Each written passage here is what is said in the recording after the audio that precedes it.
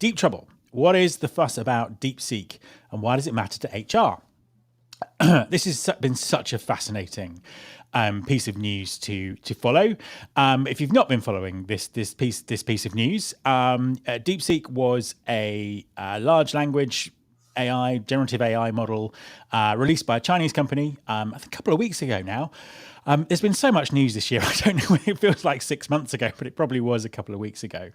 And it's caused a storm. It's caused a storm because people didn't realize that China were kind of working on something so sophisticated, but also it's been developed incredibly cheaply compared to some of the Gen AI systems that are being developed elsewhere, particularly in the US. So a massive reminder that things are never predictable. I think that's the first thing. That's the first thing to say. It's really funny because for a lot of the chat about AI has been the amount of power that it uses and the expense of it.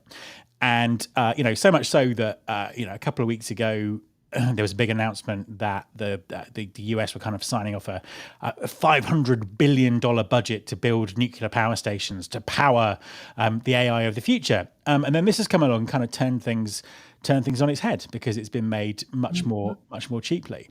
And it's really interesting from that perspective, just in terms of sort of predicting the future, because as I say, a lot of the commentary about AI has been, well, it can't develop further because it uses so much power. What are we gonna do? And that now potentially turned on its head. And it's a reminder that we can't predict the future based on the way that things are now.